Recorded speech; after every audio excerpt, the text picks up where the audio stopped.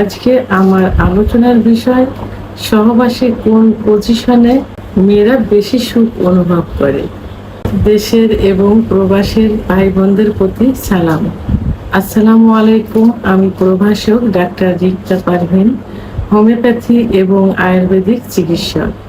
অধিকাংশ পুরুষই এখন জানতে চায় যে কোন পজিশনে সহবাস করলে তার স্ত্রী বেশি সুখ অনুভব করবে।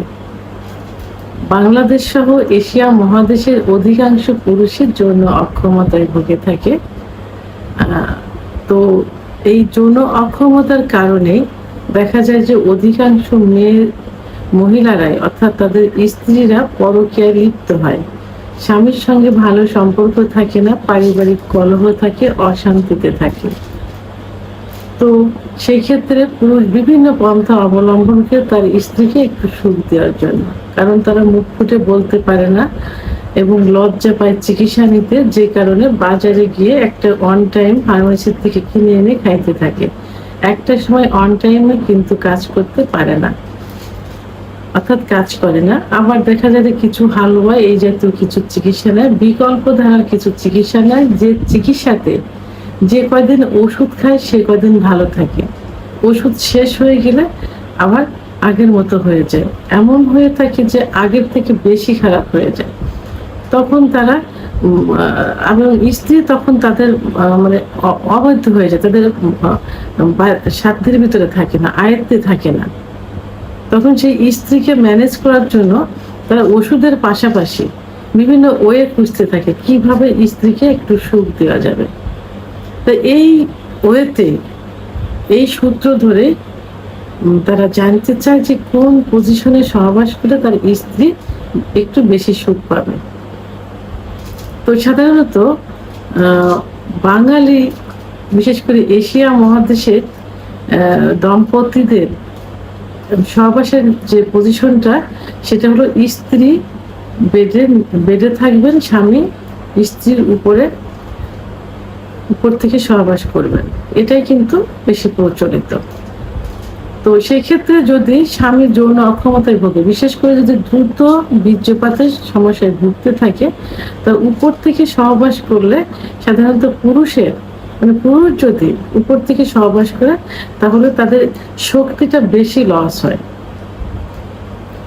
এবং যদি মোটা থাকে, যারা বেশি মোটা থাকে তারা অনেক সময় হাঁপিয়ে যায়। আর মোটা থাকলে কি হয়, তাদের লিঙ্গ আকৃতিটা কিন্তু ছোট হতে থাকে, ছোট হয়ে যায়।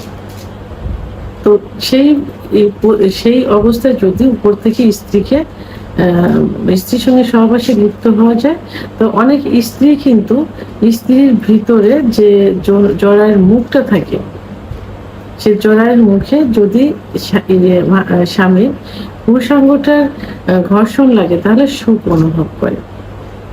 তা এইভাবে যদি মোটা হয়, মানে স্বামী যদি মোটা হয়, তখন তার যে লিঙ্গের সাইজটা আসে, এই সাইজটা দিয়ে অনেক সময় জরায়ের মুখে স্পর্শ করা সম্ভব হয় না, এবং স্পর্শ করার আগেই স্বামীর বীর্যপাত হয়ে যায়। তখন কিন্তু স্ত্রী সুখ অনুভব করে না। সেক্ষেত্রে স্বামীকে কি করতে হবে, একটু টেকনিক অবলম্বন করতে হবে। তো সেখানে নিজে শুতে হবে, যারা মোটা থাকে, যাদের দ্রুত বীর্যপাত হয়ে যায়, যাদের সহবাসে স্ত্রী সুখ পাচ্ছে না, তখন কি করতে হবে, স্বামীকে শুতে হবে, স্ত্রী উপর থেকে যৌন কার্য পরিচালনা করবেন।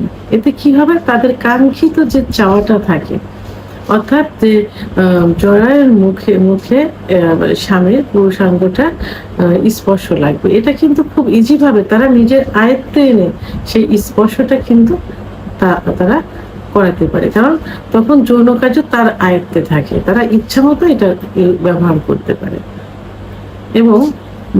এবং তাদের যে জি স্পট জায়গাটা থাকে মহিলাদের, সেই জি স্পট জায়গা, অর্থাৎ যেখানে ঘর্ষণের কারণে বীর্যপাত হয়, সেই জি স্পট জায়গাটা কিন্তু থাকে প্রসাবের যে স্থান থেকে, প্রসাবের স্থানের নিচে।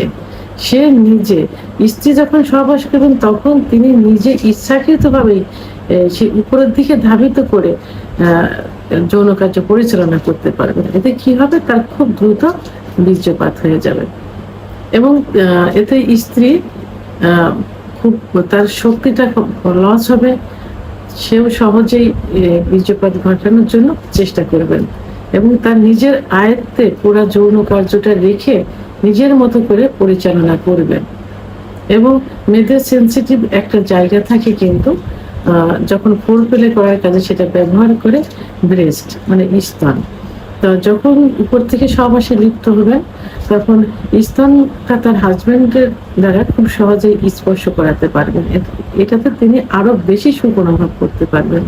তো এই জন্য মেয়েরা এই পজিশন অর্থাৎ স্বামী নিচে থাকবেন, তিনি উপর থেকে যৌন কার্য পরিচালনা করবেন নিজের আয়ত্তে রেখে, টোটাল সুখটা তিনি অনুভব করতে পারবেন।